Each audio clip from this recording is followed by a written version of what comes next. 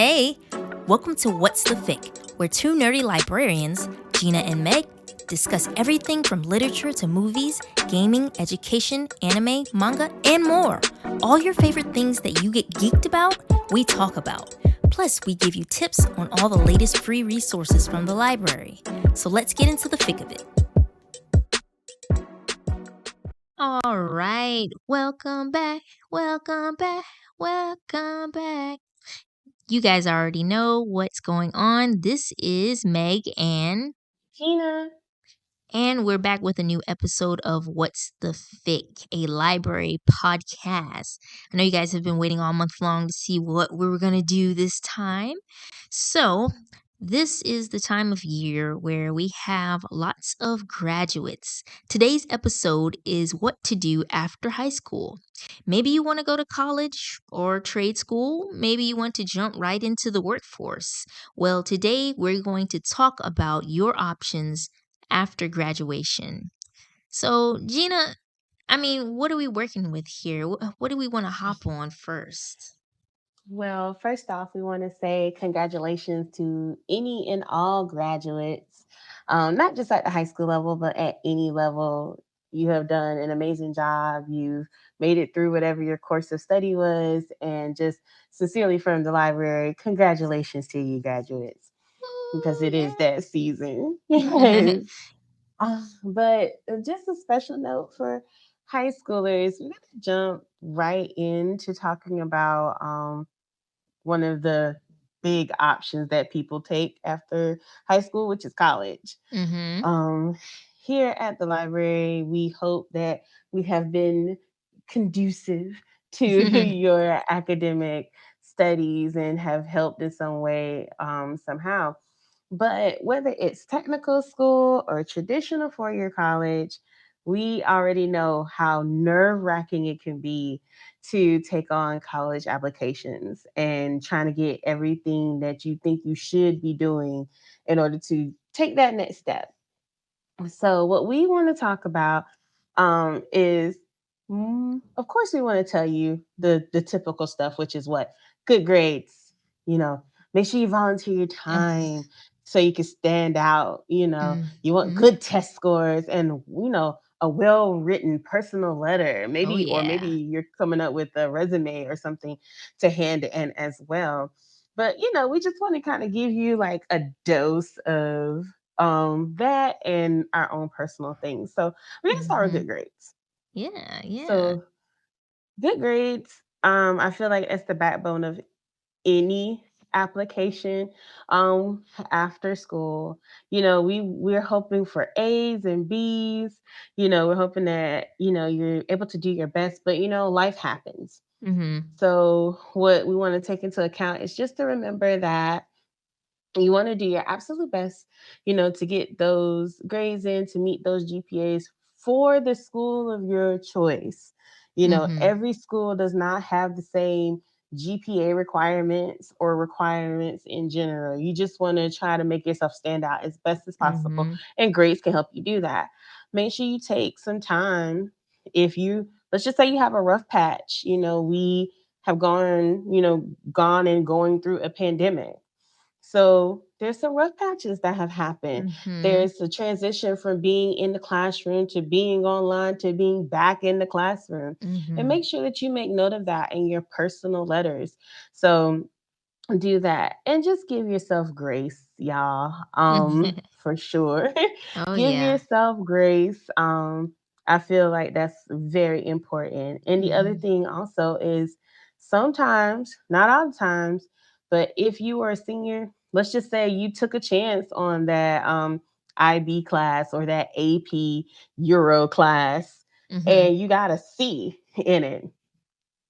Sometimes colleges will still look at that as you attempting to take on more of that college like responsibility and course load ahead of time. And they might take that into consideration. That's true. That is very, very true. That's really some good advice. It got me thinking too, because I was like, oh, I think I remember taking like some AP courses when I was in high school. And I'm just like, I didn't pass that AP exam, but it's, still the effort of trying. I tried my Mm-hmm. best, put my best foot forward. So that's really good advice there.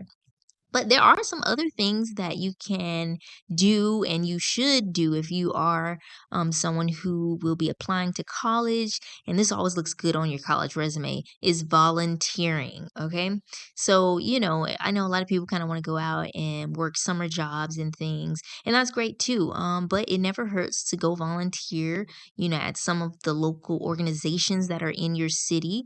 For instance, there's the library. Facts. Just had to sneak that in right there.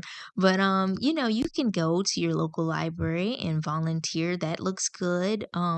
There are, if your city has any VA hospitals, I believe they do volunteer hours as well. Are there anything else you can think of, Gina, that might do like volunteer hours?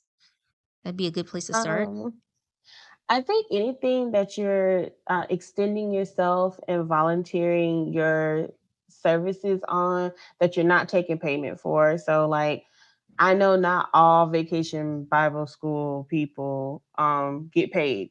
That Mm-hmm. is a volunteer opportunity that you might want to take advantage of. You know, and that's something that if you've been doing it for a long time, it looks even better. Let's just say that you teach Sunday school to the third all the way up to 5 year olds, and Mm-hmm. you've been doing that since you were a sophomore. You know, throw that on there. You know, those little things that you don't think about that you volunteer your time for, or if you go and you help, I don't know, maybe you go help at bingo night at grandma's. I don't know. Mm-hmm. But Right. either way, Yeah. you want to put that down there and just have make sure also when you're volunteering that one, you're keeping track of your hours Uh-huh. when you're volunteering. And Yes. also make sure you have a reference or someone who can essentially sign off and say that they saw you do this. Yeah, that's It's true. very helpful. Um, TEDx. Sometimes they had the TED Talks that actually happened while I was in college, Mhm. where they had all I had to do was stand outside and make sure people had their ticket to walk in, and I did Ah. not get paid for it. It was volunteer, just little stuff. You just want to be able to again Mhm. keep up your hours. Have someone who can vouch, a legitimate contact where they can vouch for the fact that you did this work. And again, write it all down. That's great right there. Yeah, I remember when I was in high school, volunteering at the VA hospital every summer. I think when I was in 10th grade, 11th grade, and probably my senior year, I think too, or the summer before my senior year, anyways.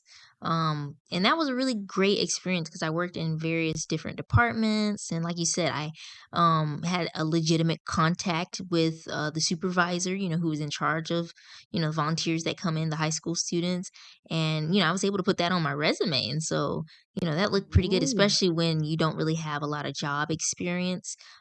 Just yeah. resumes period. If you're trying to get a job, in summer job after high school or during college years, write that experience down because that could really help you in the future, for sure, for sure.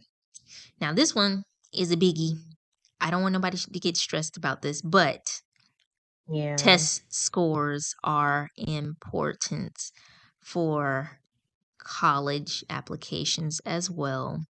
It's kind of self-explanatory, but having a good score on the ACT or the SAT, it really helps kind of round out your application. So just try to make sure that you are at least hitting the target scores, for the school that you're applying to. And usually you can find those resources about what schools are looking for on their website. So for sure, if you know what colleges you want to apply to, start studying them ahead of time. Like start looking at, Mhm. what's the average GPA that they look for in order to get into the school. Is there anything, talk to recruiters even at the school. You can easily contact them. They have phone numbers listed on their website, different departments. So you can easily contact someone at a school if you're super curious about what it takes to get into that school. And that just, will help you better be able to get in when you do start applying. So this is not just for high school seniors, but that could be for juniors, those who are kind of Mhm. becoming rising seniors or rising juniors, and you want to start taking your college applications a little more seriously. Then those are just some of the small things that you can do to get ready. Okay. Hmm. I'm gonna put the last piece, which I say this just because every college does not ask for this, which is a personal letter. If you have the opportunity for the college that you want to attend to write a personal statement or a personal letter, do so. Do so Hmm. within the limits. If they say 500 words, please don't write 505 or or 550. But this is really your chance to give them the chance to know you as a person, Hmm. because when they see your application, unfortunately, and I think everybody's guilty of this, if you looked at one, you're looking for the requirements, the things that you the boxes that you need to check. This is Hmm. your chance to kind of pull them in, talk about, maybe some of your highlights, maybe a few of your life setbacks. And I think that's the time to kind of really shine. Hmm. Um, so I don't have a lot to say about personal letter. Do you? Because I did want to add another piece. Yeah, I kind of agree with that. Show your personality. That's the same advice that you often hear with even a job interview. Mm-hmm. You need to show your personality, show them who you are, tell them why you have, these great skills, where you developed your skills. So just making sure you hit those points is important. So personal letter is almost like a interview, basically. Just Mm-hmm. tell them Tell them who you are. That's the most important thing. But that Um, kind of moves us into another part, right, Gina? yeah, it because I think that when we think of, whether we're thinking of like college, like I said, or maybe like technical college, or maybe the traditional 4 year, sometimes somebody doesn't have to or want to go to school afterwards. So that's what we're segueing into career. Mhm. Maybe you have decided, maybe you're going military. Mhm. um Maybe you don't want to go military, maybe you have a family business or something that you want to enter into right after. Maybe you just want to take kind of like a year before you go to college to kind of decide what you're going to do. Career development is something that, again, the library can help you with. There you go. uh, so, but talking about career development, I think one of the biggest things, the number one thing, is to get your resume and cover Mhm. letters Mhm. together. Yes, If you ma'am. haven't been working on it, you definitely need to be working on it.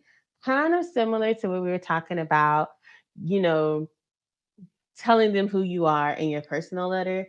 You want to take the time to kind of do a little bit of that in your cover letter and also with your resume, because some people haven't had a chance to have in the workforce experience. Maybe they didn't Mhm. get a job at 16 like some people do, or 15, depending on your situation. So this is your chance to show how you can take those skills that you've been learning in the classroom, that you've been doing in extracurriculars, and how those are transferable to a job that you might desire. What's some Mhm. other things that we have here, Meg? So, talking along the lines of career development, there are other things that you can consider too. There's certifications, you can go to a Hmm. trade school. We even have Goodwills, your local Goodwills. A lot of them have something called a job connection program where they kind of help assist people who are looking for employment. So visit your local Goodwill, see what they got going on, because you could go there. You can use computers, and you might be able to get some assistance as well with your resumes and with those, personal letters or those cover letters so that you can start applying for jobs. But with certifications, there's a lot of things that are available online nowadays. So, Yes. if you want to learn computer technology or any information technology, programming languages, cybersecurity, those are some big fields right now in the workforce. And a lot of those skills you can actually start studying right now online. So, visit your local library, come use the computer, check out books because we do have books that are on the shelves that have those same skills that you can start studying for free with your library card.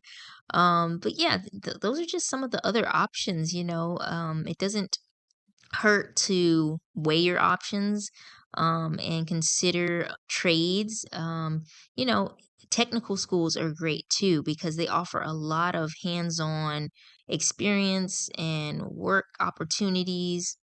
So, checking out places like, for instance, here, Augusta Tech, we have a local school.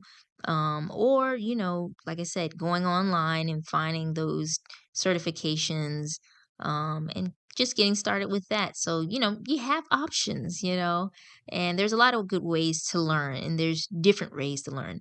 So, it's important that we recognize that, you might not all want to go to a 4-year college, and that's okay. You may take a different route. But I think the most important thing, at least what my parents always told me when I was growing up, was an education is something someone can never take away from you.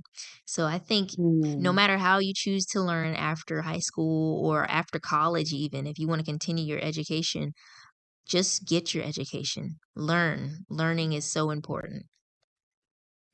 mm. And I will definitely say to piggyback off of that is always keep up your skill building. And remember that skill building doesn't necessarily always have to be through a quote unquote traditional sitting down, reading a book, taking the notes. Sometimes it can be things that you're able to do hands on. If you can do it and it's something that's fun for you, that's even better.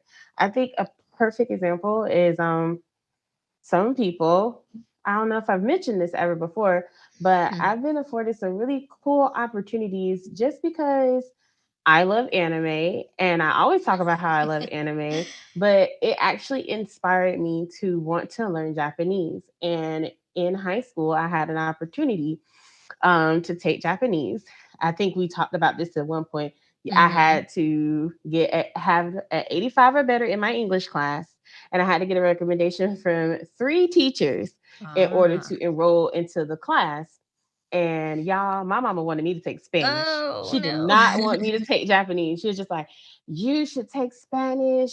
More people speak it. You'll be able to actively use it, Hmm. and stuff like that. And she kind of had a little pushback, but I told her, I was like, listen, if I don't get into Japanese, all right, I concede. I will take Spanish. I will do it. I got into Hmm. class, y'all. Yay. Uh, and honestly, that skill building afforded me a lot of opportunities. It really taught me a lot about public speaking because you do a Hmm. lot of that. And I got a chance to travel during one summer and learn Hmm. Japanese. And I've just had so many really cool opportunities and chance to build other skills because I Hmm. decided to what? Because I loved anime. And because Yeah. I loved anime, I decided to learn Japanese. So it could be the same for you. If you love video games, we talked about this on our gaming episode. Hmm. Coding. That's a chance for you to learn and practice coding. Maybe you want to do the little baby steps. Maybe you want to be like Meg and go to art school. Maybe you want to do Yeah. animation. Think of those things when you think of skill building, whether it's for college or for a career. Those are the things that Hmm. really make a difference. Because if you enjoy it, the more likely you are to do it for longer. Yeah, that's And, true. That's true. I agree. I agree. mhm, But yeah, those are just some of the ways that you can get yourself out there after high school. And like we said in the beginning, not just high school, after college or, whatever you're considering to do to improve your education and, improve your lifelong learning journey, you can do some of the things we just mentioned. But we hope you guys enjoyed this episode and that you got a little bit of advice from your local friendly librarians.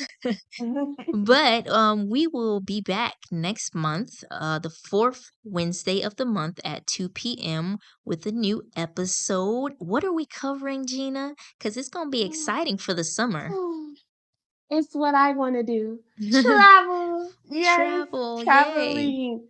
We're going to talk about travel. We're going to talk about potentially some places to go, some things to do and be mindful of Mm-hmm. when you are traveling. Yes. Um, and just also going to just talk about like travel doesn't always have to mean super far away. Things that maybe we can do really close and how the library might be able to help you with some of those things. Yes, exactly, exactly. So you guys know what we always say.